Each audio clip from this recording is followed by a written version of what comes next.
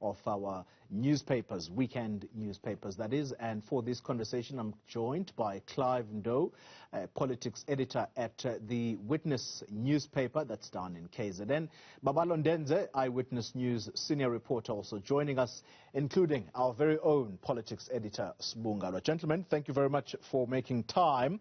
Sbu, can I start with you? Your observations, or should I say your assessment, what came out strongly for you out of the President's address, closing address at the G7 Leaders Summit?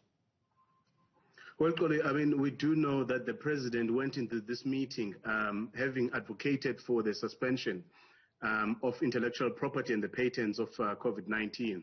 And I think he was buoyed going into this meeting by the commitment from U.S. President Joe Biden. I think that question came to him whether he was disappointed, and he's saying he's not disappointed. But I'm sure he would have loved to have walked away from this meeting having received a commitment from the G7 countries. I mean, because I do think that the argument for universal access to COVID-19 vaccines is a humane one and one that should be supported by all countries. But I think that given the fact that now the World Trade Organization member countries will be debating the issue, I guess I agree with the President that somewhat it is a step in the right direction, and I think that it bodes well for South Africa and India, who have been proponents of this move as they go to the WTO. But I mean, I do take the point that, I mean, you've got 7 of the most influential countries in Europe and then the West, and also featuring just one African country, which is South Africa. I mean, you can argue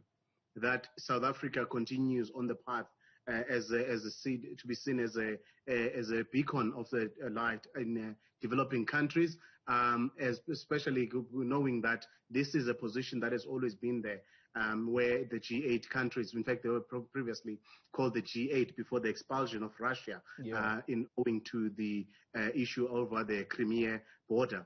Now, South Africa, I mean, this is not new. I know some people are saying that, look at Ramaphosas being wined and dined by the world's biggest leaders. So look, it happened to former President Zuma, and the same with former President Mbeki. So I guess in a way, it's South Africa continuing to be seen to be that gateway to Africa. Whether it remains that gateway and whether that it is still that influential, it remains to be seen. But I think that the fact that there is some movement with regards to the issue of COVID-19 vaccines is an important one. But also, lastly, and more importantly, the issue of global warming.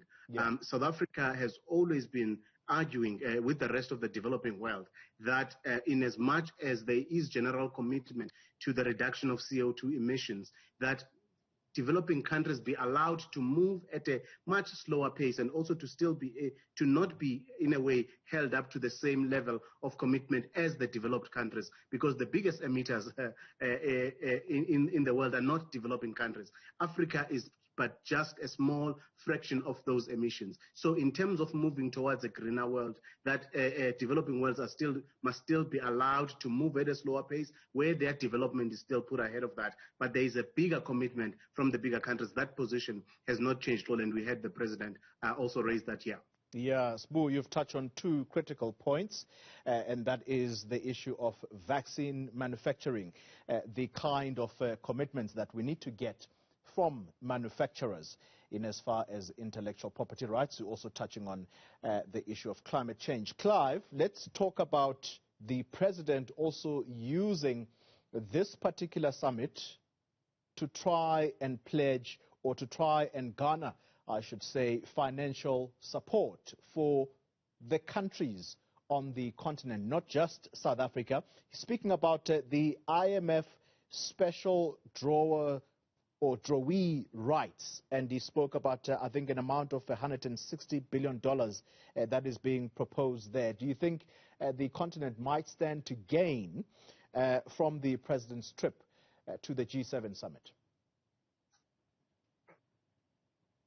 Yes, thanks for that, colleague. And you know, all the visits, as much as we know that the President described the discussions as beneficial, but it also highlights some of the long-standing challenges, particularly when it comes to the relationship between developing countries and the developed countries.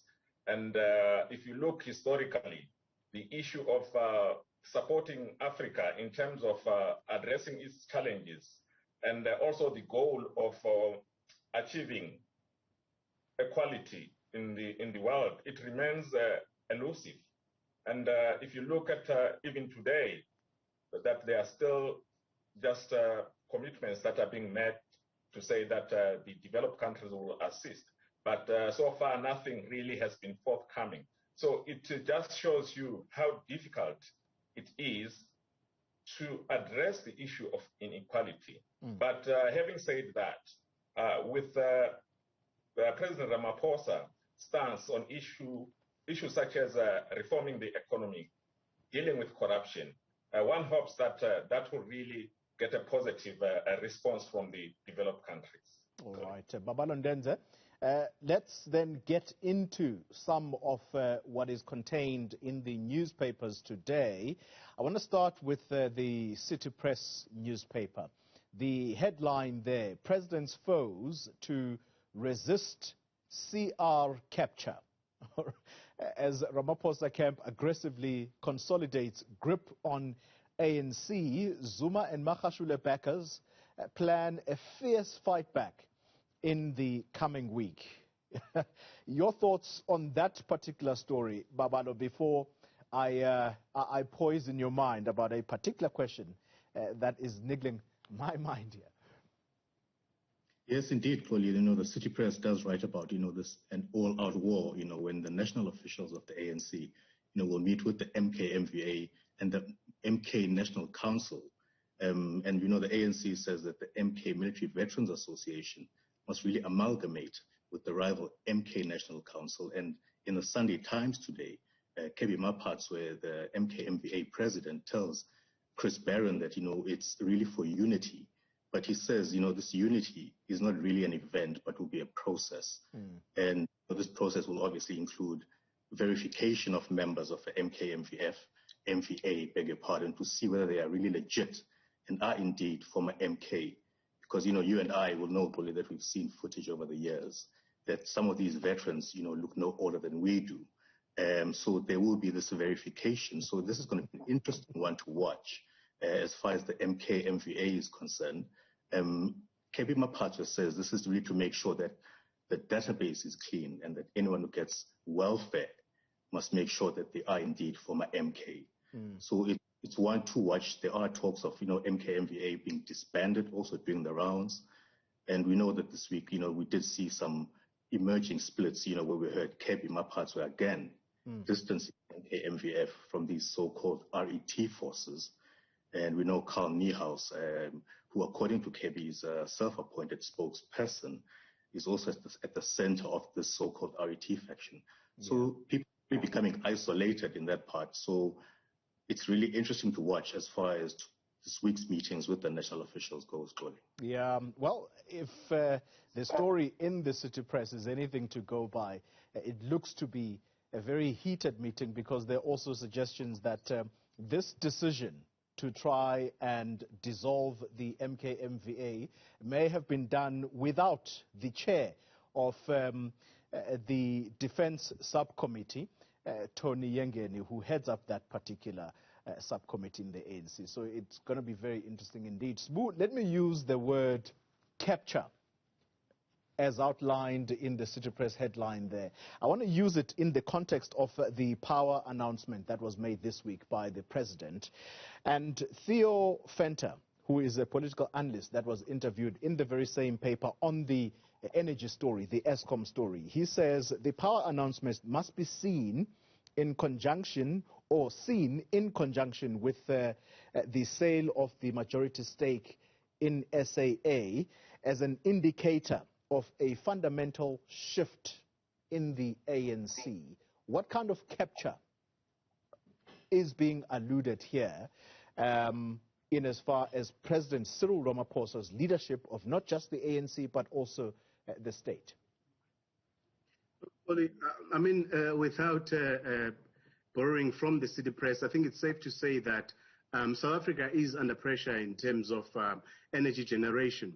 And we remember, if you recall, that during the State of the State of the Nation address, the president actually had made a commitment that within 3 months, that South Africa would begin to ease the licensing requirements for new energy generation projects. And obviously there was that standoff between Minister of Minerals, Makwede Mandashe, and industry, where he was advocating, actually pushing for 10 megawatts, while the industry and companies wanted 50. So look, everyone was taken by surprise by the president's announcement of a 100 megawatt limit, and also companies not having to register or to be licensed by NERSA.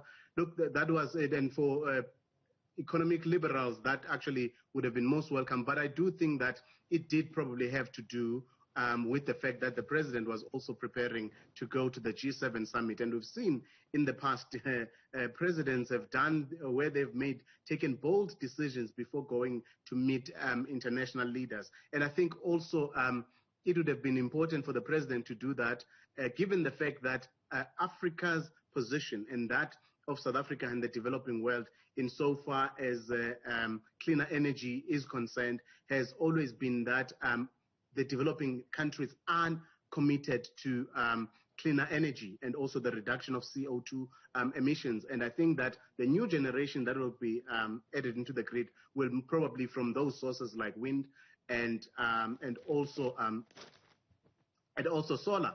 So is that capture? Obviously, it will please business, but anyone who would be opposed to that, obviously, probably would be on ideological grounds where they believe that the state must have a greater role in terms of the economy, but also in terms of state-owned enterprises. The fact that Eskom must remain in the hands of the state and to generate power. But the reality is that we are where we are. We've got rolling blackouts. So I guess then for those who are ideologically opposed to such a move, seeing this decision coming on the back of the SAA decision does seem to suggest that there perhaps is a concerted approach or by the Ramaphosa administration to partly privatize SOEs. But I mean, this is not the privatization of Eskom, but it is a privatization of energy generation because these companies will be connected to the grid. But I tend to go back to what the Minister of Finance said a while ago, that we have far more bigger problems to be arguing and fighting over ideology.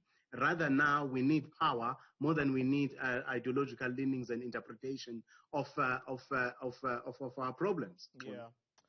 Clive Ndou, you get to have the last word before this Zoom link expires. SAA, Sbu talks about the privatization of public entities.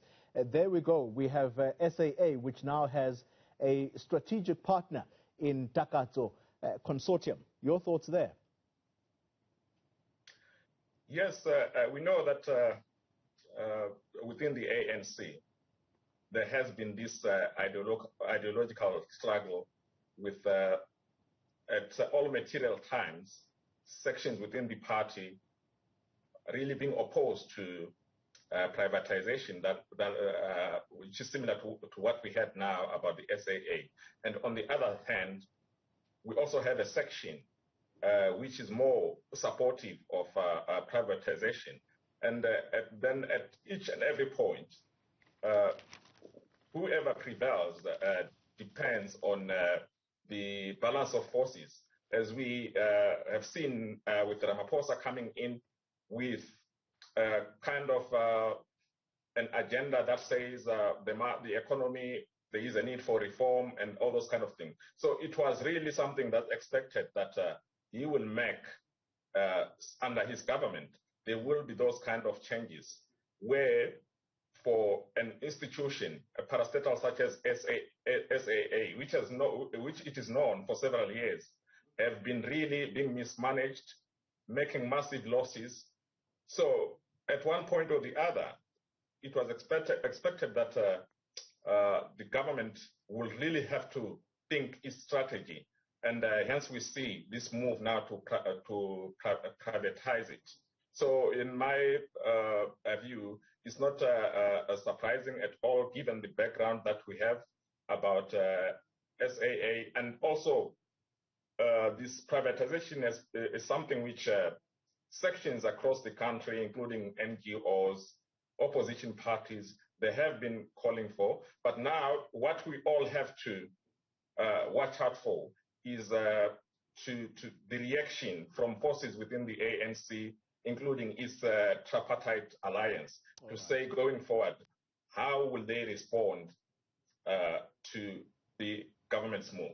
All right, gentlemen, thank you very much for your inputs there. Clive Ndou, he is with the Witness newspaper, politics editor there. Babalo Ndenze, EWN's senior reporter and our very own politics editor here at Newzroom Afrika, Ngalwa. Thanks indeed for your contribution.